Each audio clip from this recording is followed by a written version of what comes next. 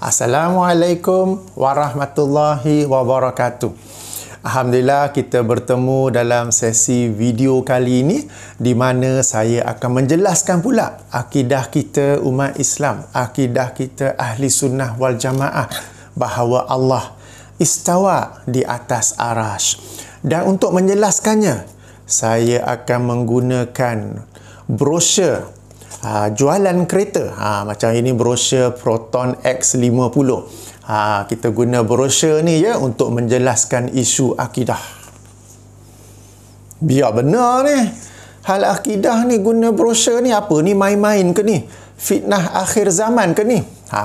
Tunggu ya, tunggu insya-Allah ya. Bagi tuan-tuan dan puan-puan yang baru ke sini, ini merupakan video ketiga saya. Sebelum ini ada 2 lagi video tentang Allah di langit. Saya ada bagi link pautannya di bahagian description. Sila tonton terlebih dahulu. Okey, baik. Tentang Allah istawa di atas arash, ada 7 ayat Quran yang menerangkan tentangnya. Ada 7 ayat Quran. Daripada 7 itu, ada 1 yang merupakan pilihan saya. Yang merupakan pilihan saya, yang ini ayat ketiga surah Yunus. Ayat ketiga surah Yunus, surah yang ke-10 ya. Mari sama-sama kita membacanya. Sama-sama kita membacanya. A'udzubillahi minasyaitonirrajim. Inna rabbakumullahul ladzi khalaqas samawati wal ard. Sesungguhnya Tuhan kalian ialah Allah yang mencipta langit dan bumi dalam 6 masa. Summastawa 'alal arsh. Kemudian dia beristawa di atas arash. Yudabbirul amru, mentadbir segala urusan. Ma min syafi'in illa min ba'di iznihi. Tidak ada sesiapa yang dapat memberi syafaat kecuali setelah mendapat izinnya. Zalikumullahu rabbukum fa'buduhu. Demikianlah Tuhan kalian, maka sembahlah ia.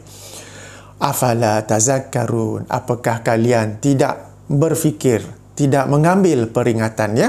Surah Yunus ayat yang ketiga. Okey, ini salah satu ayat yang di mana Allah berfirman summastawa 'alal arsh. Okey, kemudian dia beristawa di atas arash. Istawa ni maksudnya apa? Maksudnya tinggi ataupun meninggi. Maka kita menterjemahkannya sebagai kemudian Allah meninggi di atas arashnya. Kemudian Allah tinggi di atas arashnya. Kalau tengok dalam terjemahan bahasa Inggeris, The Noble Quran oleh Muhsin Khan yang baru saja meninggal baru-baru ini, dan juga Dr. Taqiyuddin Al-Hilali, mereka menterjemahnya and he rose over the throne. He rose over the throne. Dalam sebahagian terjemahan, bahkan terjemahan Al-Quran yang rasmi di Malaysia, Tafsir Pimpinan Ar-Rahman kepada Pengertian Al-Quran oleh Syekh Abdullah Basmih, istawa diterjemahkan sebagai bersemayam. Demikian juga kitab terjemahan yang rasmi daripada Indonesia, istawa juga diterjemah sebagai semayam. Semayam ni dari sudut terjemahan ada perbincangan sesuai ataupun tidak. Tapi kalau nak guna semayam pun penting bahawa semayam itu tidaklah sama sebagaimana manusia bersemayam. Semayamnya Allah tidak sama sebagaimana bersemayamnya manusia. Tetapi saya lebih suka menterjemahkannya sebagai meninggi ataupun tinggi. Ataupun saya kekal perkataan Arabnya yang asal, yang ini istawa 'alal arash. Okey. Sebab kalau kita rujuk dalam surah Al-Baqarah, surah Al-Baqarah ayat 29. Okey, Allah Subhanahu wa taala berfirman, huwallazi khalaqalakum huwallazi khalaqalakum ma fil ardi jami'a. Dialah yang menciptakan bagi kalian apa yang di bumi seluruhnya, jami'an, semuanya. Summastawa ilas sama'i fasawwahunna sab'a samawat wa huwa bikulli syai'in alim. Okay? Kemudian dia beristawa kepada langit dan mencipta 7 lapisan langit, dan Allah wa huwa bikulli syai'in alim, terhadap setiap sesuatu maha mengetahui. Kalau istawa ni nak terjemah sebagai semayam, macam tak kena pula kemudian dia bersemayam ke langit. Tetapi kalau diterjemah sebagai meninggi, maka dia meninggi ke langit sesuai dengan sifatnya, sesuai dengan cirinya yang tidak sama dengan mana-mana makhluk. Baik, kembali ke surah Yunus. Surah Yunus ayat yang ketiga. Jadi Allah SWT menerangkan bahawa dialah Allah, Tuhan yang mencipta 7 lapisan langit dan bumi dalam 6 masa, summa stawa ala arsh. Okay? Yudabbirul amru, dan menguruskan, mentadbirkan segala urusan. Tidak ada yang dapat memberi syafaat kecuali mereka yang mendapat izin daripadanya, sesudah mendapat izin daripadanya. Dan perkataan penting di sini, rangkap yang penting di sini, zalikumullahu rabbukum fa'buduhu. Demikianlah Tuhan kalian. Demikianlah Tuhan kalian, maka sembahlah Ia. Maka sembahlah, maka tunduklah kepadanya. Okay, Allah telah mensifati dirinya dan Dia telah menerangkan sifat-sifatnya yang mencipta, yang istawa alal arash, yang mentadbir. Dari sana dia mentadbir segala urusan dan tidak ada syafaat melainkan dengan izinnya. Setelah menerangkan, setelah memperkenalkan dirinya, Allah berfirman, zalikumullahu rabbukum fa'budu. Demikianlah Tuhan kalian, maka sembahlah Ia. That is your Lord, so worship Him. Di sini sangat penting sebab ada orang yang baca ayat tentang istawa ni, dia tak nak terima. Dia tak nak terima, dia tak nak sembah Allah macam tu. Dia nak tukar istawa tu. Dia tukar kepada takwilan yang lain-lain, istawla ke, yang itu ke, yang ini ke. Tapi yang ini dia tak nak terima. Kononnya tashbih, menyerupai makhluk. Kononnya menjisimkan Allah. Jadi atas sebab-sebab itu dia menolaknya.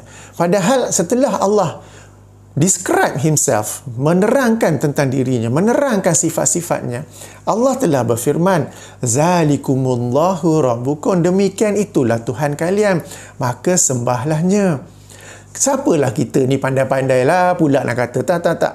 Sebelah aku sembah ni, Tuhan yang aku sembah ni bukan macam ni, aku kena tukar itu, aku kena tukar ni, ya.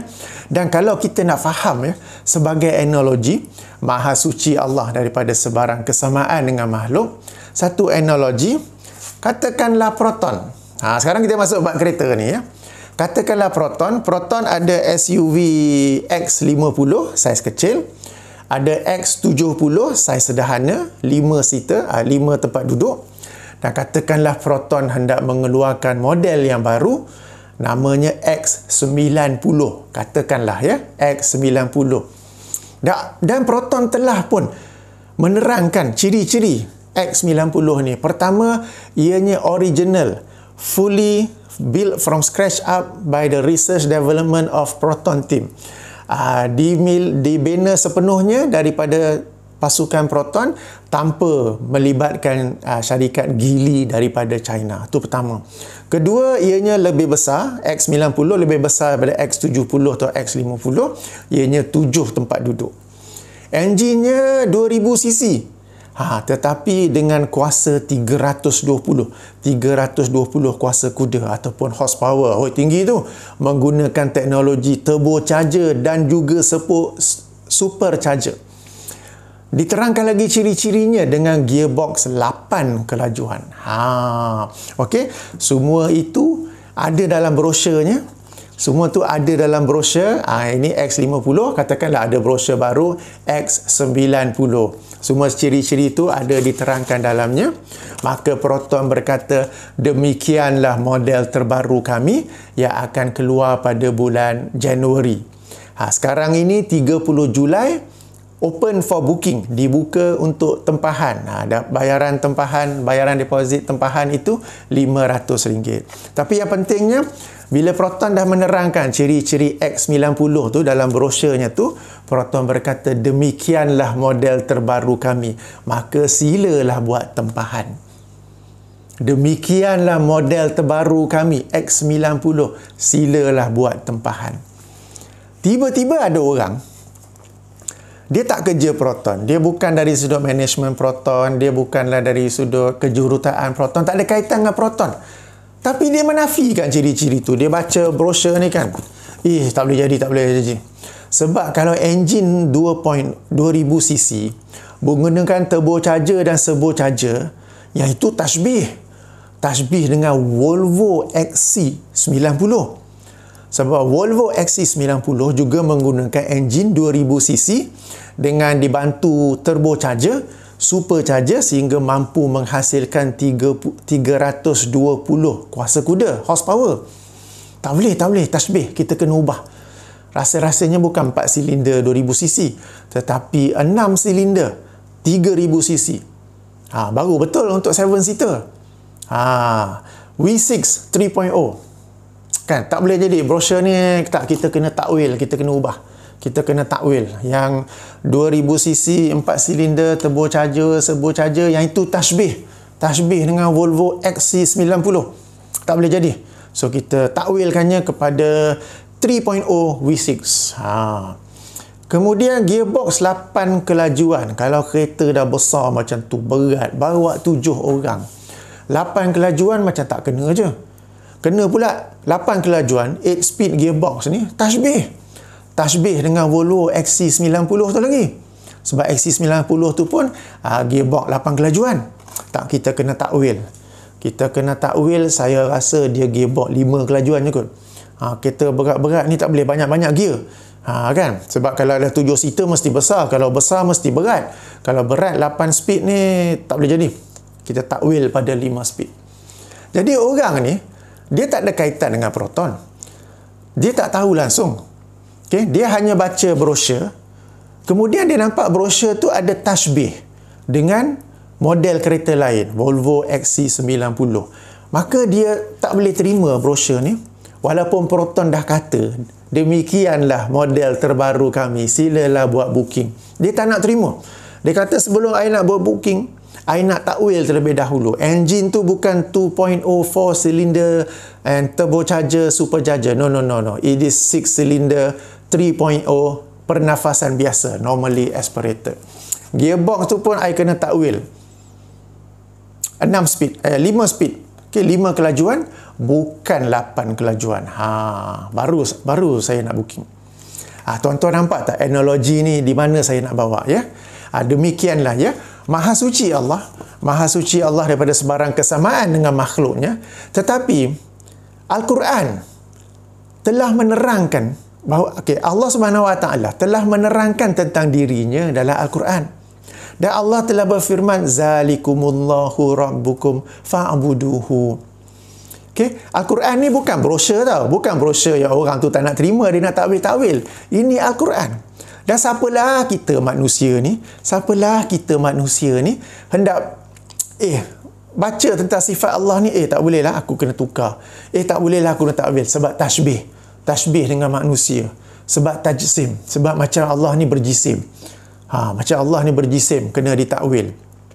Who are you to change what Allah has described Himself? Allah has described Himself, and then He has said, that is your Lord, so worship Him. And who are we to say, wait, I'm not going to worship this Lord, I'm going to change some of His characteristics, then only I worship Him. Kan itu satu kesalahan yang sangat besar. Jadi itu yang saya nak bawa analogi tu. Okay, analogi kereta. Ini brosur saja. Orang tak setuju, tak apa. Walaupun Proton dah kata demikianlah model terbaru kami, silalah buat booking.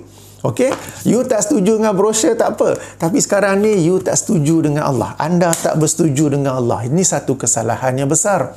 Okay, dan Allah telah berfirman, zalikumullahu rabbukum fa'buduhu. Kita pula kejap. Aku nak sembah Tuhan istawa alal arash ni. Kejap, istawa tu aku kena tukar dulu, aku nak takwil dulu. Di sini kesalahan besar mereka yang mengambil jalan selain jalan Ahlussunnah wal Jamaah, yang mentakwil, yang menukar istawa tersebut, ya, yang menukar istawa tersebut. Jadi berdasarkan ayat ini, ya tuan-tuan dan puan-puan, satu dalil, ada 7 ayat. Tapi ini dalil yang saya pilih untuk video ini, di mana bagi saya sangat jelas bahawa kita terima seadanya, jangan duk tukar-tukar. Ya. Tentang istawa ini memang ada banyak pandangan.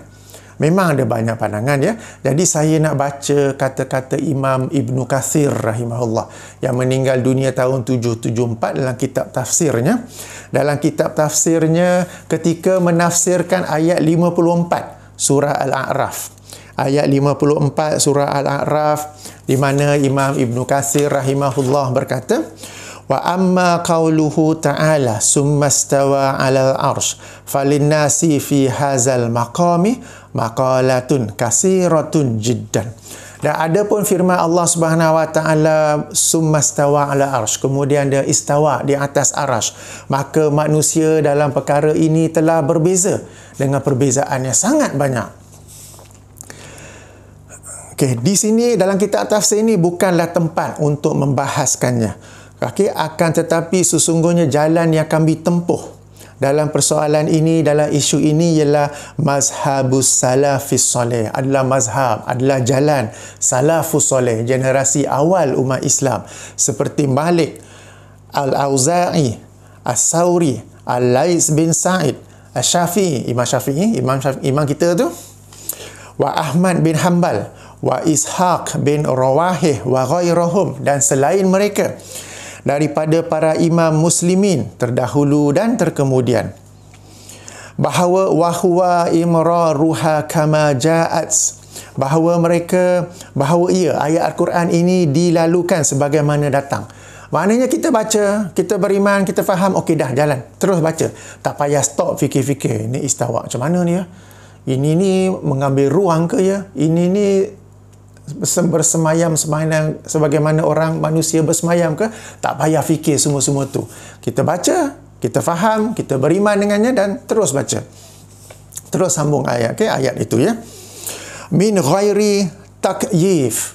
Okey, tanpa membicarakan kaifiatnya, tak payah nak bincang ini istawa macam mana ni. Okey, ini selari dengan sifat Allah Subhanahu wa taala. Wala tashbih, tanpa menyerupakannya dengan mana-mana makhluk. Wala ta'til, tanpa membatalkannya ya. Dan secara zahirnya ada, ia terlintas di fikiran al-musyabbihin, orang-orang yang macam saya bagi tahu dalam video pertama tu yang cukup. Yang mereka ni bila baca ayat-ayat tentang sifat Allah, segera terlintas di fikiran mereka yang ini ni macam makhluk. Maka mereka pun terpaksa menakwilkannya, menukarkannya. Bukan istawa, bukan di langit, bukan tangan. Sebab mereka ni bila baca, segera terlintas di fikiran mereka itu keserupaan, kesamaan dengan makhluk. Okey, padahal Allah amat jauh daripadanya. Fa innallaha la yushabbihu syai'un min khalqihi, kerana sesungguhnya Allah tidaklah menyerupai suatu jua daripada makhluknya, sebagaimana firman-Nya laisa kamislihi syai'un wa huwas samiul basir, surah Syura ayat yang ke-11. Dan tidaklah menyerupainya sesuatu apa jua, dan dialah yang maha mendengar lagi maha melihat. Bahkan urusan ini adalah sebagaimana yang dikatakan oleh para imam, di antara mereka Nu'aim bin Hamad Al-Khuzai, Syekh, yakni guru kepada Al-Bukhari, man syabbahallaha bi khalqihi faqad kafara, sesiapa yang menyerupakan Allah dengan makhluknya, maka sungguh dia telah kafir. Okey. Wa man jahada ma wasafallahu bihi nafsahu faqad kafara, dan sesiapa yang mengingkari apa yang Allah telah sifati dirinya, Allah telah sifati dengannya tentang dirinya, maka dia juga telah kafir. Walaisa fima wasafallahu bihi nafsahu wala rasulahu tashbihun, dan tidaklah apa yang Allah mensifati dirinya dengannya dengan sifat-sifat itu, dan tidak juga oleh Rasulullah merupakan satu tashbih, itu bukanlah satu penyerupaan. Faman asbata lillahi ta'ala ma waradat bihil ayatus sarihatu wal akhbarus sahihah, Dan sesiapa yang mensabitkan, yang menetapkan bagi Allah Ta'ala apa yang datang tentangnya daripada ayat-ayat yang jelas, ayat-ayat Al-Quran yang jelas dan hadis-hadis yang sahih, ala wajhil lazi yaliqu bi jalalillahi ta'ala, dengan kefahaman yang selari, yang sesuai dengan kebesaran Allah, wa nafa'anillahi ta'ala naqais, dengan menafikan Allah daripada apa-apa bentuk kekurangan, faqad salaka sabilal huda, maka sungguh dia telah menempuh jalan hidayah. Ini daripada kata-kata Imam Ibn Katsir. Boleh rujuk dalam tafsir Imam Ibn Katsir, tafsir bagi ayat 54 surah Al-A'raf. Jadi kita ikut tafsiran salafus soleh. Salafus soleh di antaranya Imam Syafi'i, imam kita sendiri, bahawa ayat-ayat itu kita baca, kita beriman, dan jangan berhenti pergi bincang lebih-lebih. Jangan pula bincang kaifiatnya macam mana. Jangan pula kita kata pergi mentakwilkannya, jangan membatalkannya, ya. Jangan semua-semua tu jangan. Okey, dan inilah mazhab salafus soleh, dan inilah mazhab saya dan tuan-tuan dan puan-puan, inilah patut mazhab kita dalam urusan akidah, dalam urusan sifat-sifat Allah, ya, bahawa kita beriman kepadanya, kita membacanya dalam Quran, dalam hadis, kita berimankannya kepadanya tanpa ta'til, tanpa membatalkannya, tanpa tahrif, tanpa menukarnya, tanpa mentakwilkannya, tanpa tamsil, tanpa memisalkannya, tanpa menyerupakannya dengan mana-mana makhluk, dan tanpa takyif, tanpa membicarakan kaifiatnya macam mana, cara-cara terperincinya bagaimana, apa semua tu kita tidak membicarakannya. Yang penting Maha Suci Allah daripada memiliki apa-apa kesamaan dengan makhluknya. Baik, setakat ni okey? Okey. Jadi yang ini itu je, okey. Bukan nak promote kereta. Saya bukan jual kereta. Kebetulan ada brosur ni di rumah. Saya pun terfikir menggunakan brosur ni sebagai analogi bagi kita faham, ya. Bagi kita faham. Brosur kita tak setuju, tak apa. Tapi Allah mensifati dirinya dalam Al-Quran, lalu Allah berfirman zalikumullah, kita kena terima, ya. Yang ini tak nak terima tak apa. Saya rasa brosur ni tak betul lah. Kat belakang pun ada juga reserve the rights for any last minute changes kan. Dalam Quran dia tak ada last minute changes. Baik. Tuan-tuan dan puan-puan, apabila kita bincang tentang sifat Allah istawa alal arash, ada beberapa persoalan lazim. Pertama, ada yang akan bertanya, so sekarang ni Allah ni di langit ke di arash? Allah ni meninggi di arash ke Allah ni di langit? Okey. Untuk menjawab persoalan ini, saya ingin bawa satu surah yang kepada para tuan-tuan yang dirahmati Allah mesti biasa dengar imam baca ketika solat subuh berjemaah pada hari Jumaat. Pada hari Jumaat, imam selalu baca apa untuk solat subuh? Surah Sajdah, surah nombor 32. Surah nombor 32, ayat yang awal tu juga. Ayat nombor ayat nombor 4 dan seterusnya. Ayat nombor 4 dan seterusnya. Surah nombor 32, ayat keempat dan seterusnya, di mana Allah Subhanahu wa taala berfirman, Allahul lazi khalaqas samawati wal ard. Allah yang mencipta langit dan bumi. Wa ma bainahuma fi sittati ayyam. Dan apa yang berada di antara keduanya dalam 6 masa. Summastawa alal arsh. Kemudian Allah istawa di atas arash. Malakum min dunihi min waliyyun wala syafi'. Tidaklah bagi kalian sesiapa selain Allah yang dapat menjadi wali ataupun pemberi syafaat. Afala tatazakkarun. Apakah kalian tidak mengambil peringatan? Yudabbirul amra minas sama'i ilal ard. Allah mentadbir segala urusan daripada langit kepada bumi. Summa ya'ruju ilaihi. Kemudian urusan itu naik kembali kepadanya. Fi yaumin kana miqdaruhu alfasanatim mimma ta'uddun. Dalam satu hari yang kadarnya adalah 1000 tahun pada kiraan kita, pada kiraan kalian. Zalika, sekali lagi, zalika alimul ghaibi wasyahadah. Demikianlah Allah yang maha mengetahui apa yang ghaib dan apa yang jelas nyata. Al-Azizur Rahim, yang maha berkuasa lagi maha mengasihi. Ingat tak? Biasa dengar tak? Imam baca surah sajdah ke pagi-pagi pergi solat subuh mengantuk. Apa tak pun lama tak pergi solat jemaah di musim wabak COVID-19 ni kan, kerana SOP COVID-19. Tapi dalam ayat ini, ayat 4 dan 5, Allah telah menerangkan dua perkara yang relevan dengan perbincangan kita, yang ada kaitan dengan soalan tadi ya. Allah ni di arasy ke di langit? Persoalannya, Allah meninggi di arasy, meninggi di atas arasy-Nya dan berada di langit. Kenapa? Sebab Allah sendiri telah berfirman, sumastawa alal arasy, ayat keempat, dan ayat kelima, yudabbirul amru minas samai ilal ard, mentadbir segala urusan daripada langit kepada bumi. Kemudian naik balik ke langit, naik balik ilaihi, di langit. Maknanya Allah ni di langit ya. Ini satu lagi ayat yang menguatkan perbincangan kita sebelum ini dalam siri 1 dan kedua, bahawa Allah di langit. Okey. Berdasarkan ayat ni juga ada yang bertanya kepada saya. Permulaan tu Allah menyebut samawat, plural, yang bererti 7 lapisan langit kan, 7 lapisan langit. Tetapi apabila menyebut yudabbirul amra minas samai ilal ard, Allah menyebut sama ni adalah singular. Satu saja. So bererti ini langit yang terbawah, langit yang satu tu saja, bukannya di atas langit ke-7 tu. Maka ayat ini yang mentadbir ini merujuk kepada malaikat katanya ya. Tidak sedemikian ya. Memang langit ini 7 lapisan, dan apabila Allah SWT menceritakan bahawa dia mencipta langit, Allah menerangkan 7 langit, menerangkan 7 lapisan langit bagi menunjukkan kehebatan ciptaannya.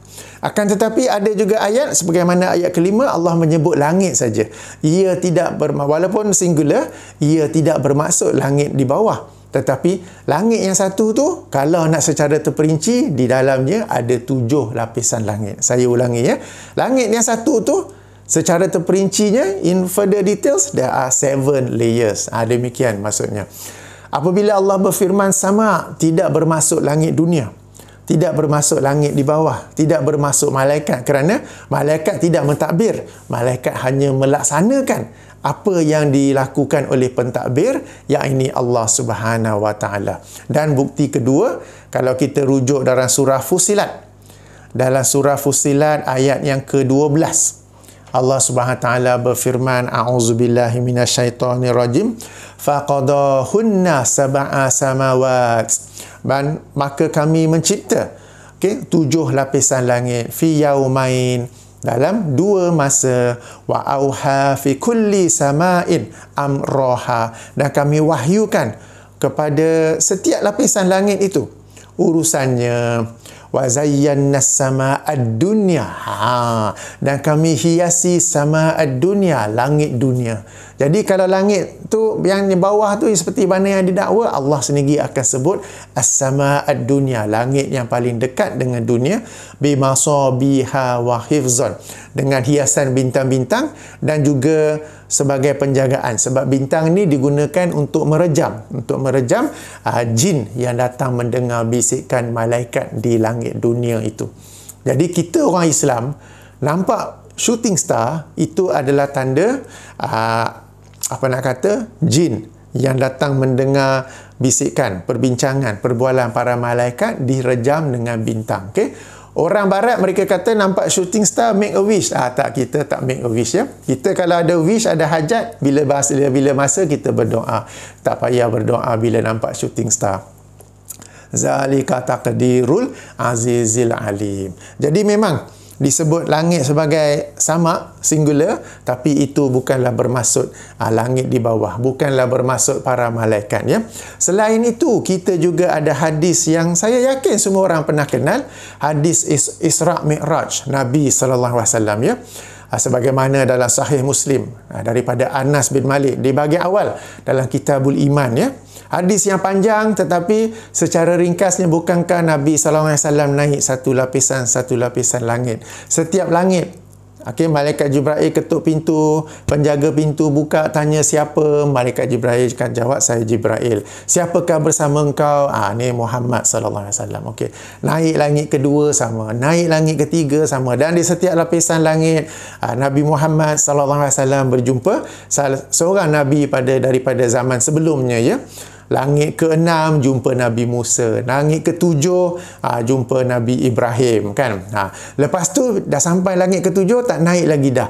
Dan di langit ke-7 itulah Nabi sallallahu alaihi wasallam menerima perintah solat fardu, tapi pada ketika itu 50 kali sehari. Apabila bagi dia turun langit ke-6 jumpa Nabi Musa kata, no. Umat kamu tak akan dapat melakukannya, mintalah kurang. So Nabi minta kurang sehingga 5 kali sehari, sebagaimana yang kita amalkan sekarang ini, solat fardu 5 kali sehari, ya.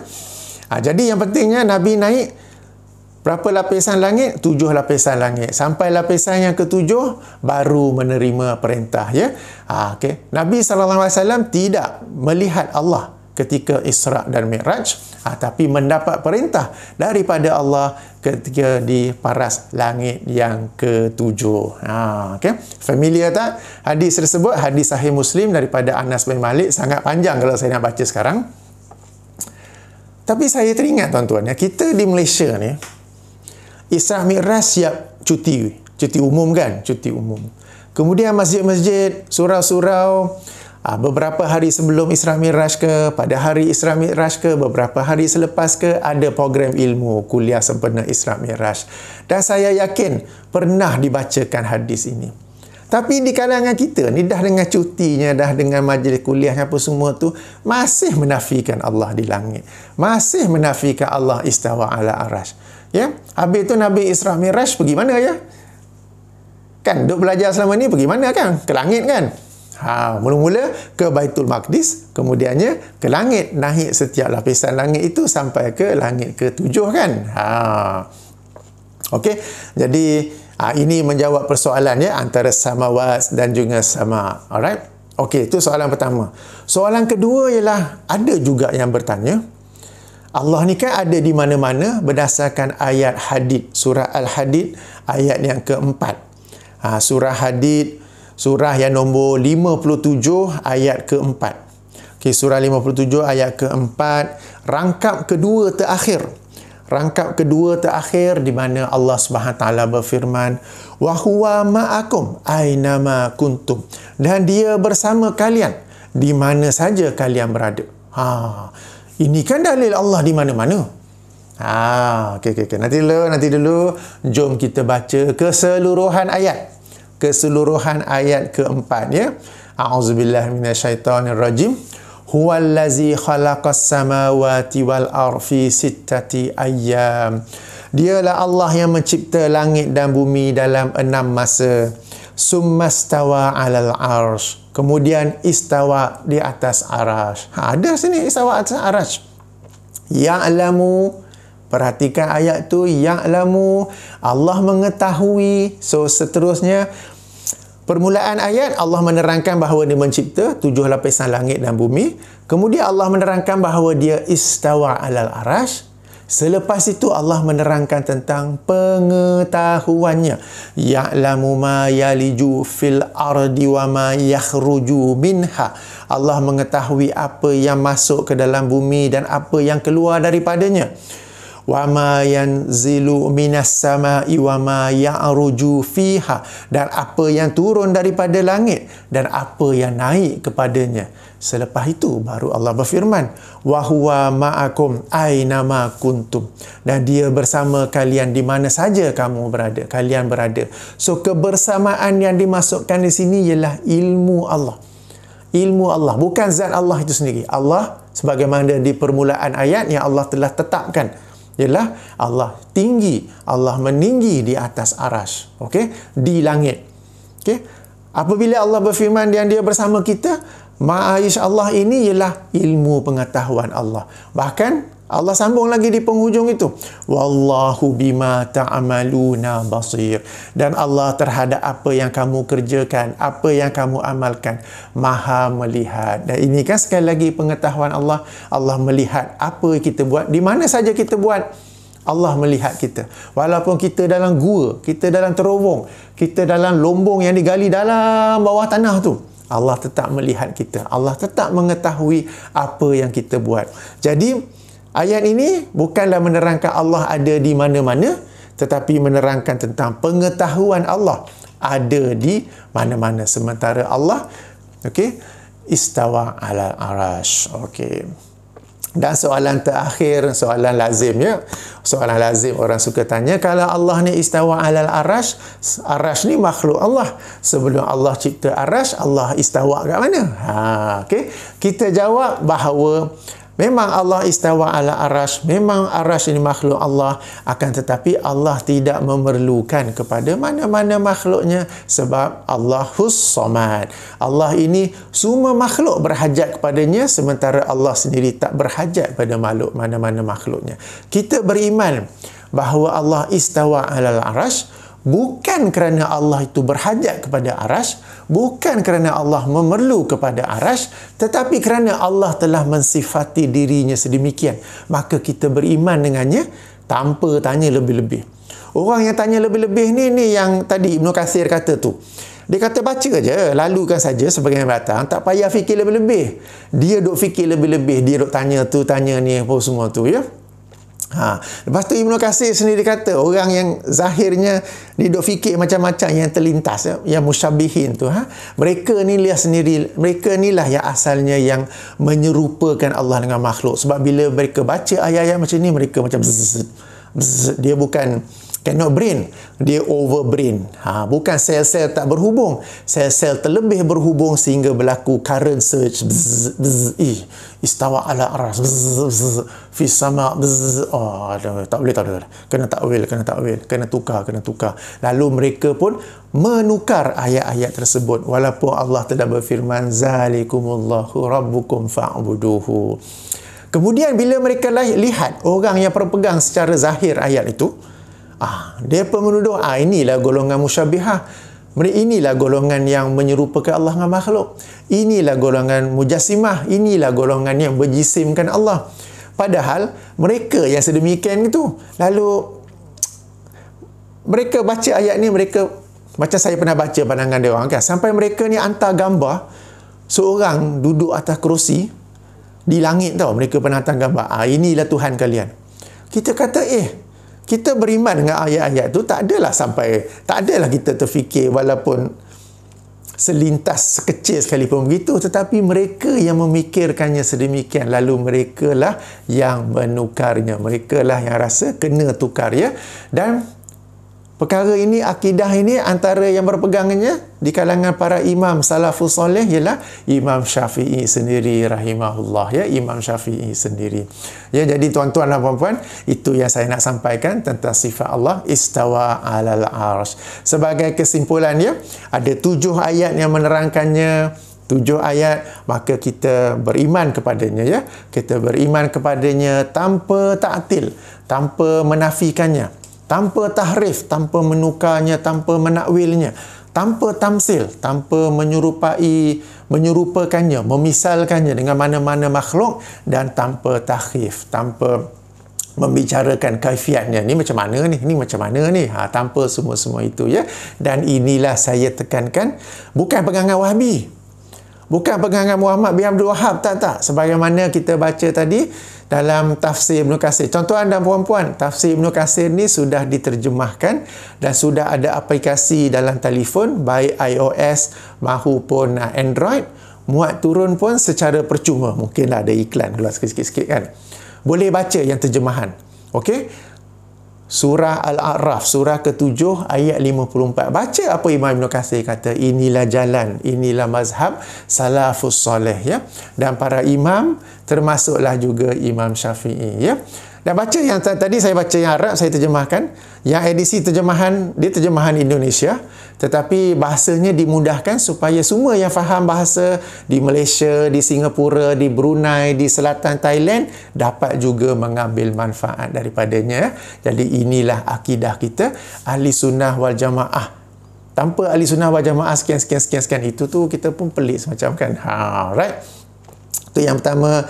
Yang kedua, apabila kita baca ayat Allah di mana-mana, itu merujuk pada ilmunya, merujuk pada pengetahuannya. Bukanlah akidah, bukanlah keyakinan Allah berada di mana-mana. Ya, sampai situ sahaja. Sampai sini sahaja. Okey, insya-Allah mungkin kita sambung dalam siri yang lain. Insya-Allah mungkin saya tutup dengan subhanakallahumma wa bihamdika asyhadu an la ilaha illa anta astaghfiruka wa atubu ilaika. Assalamualaikum warahmatullahi wabarakatuh.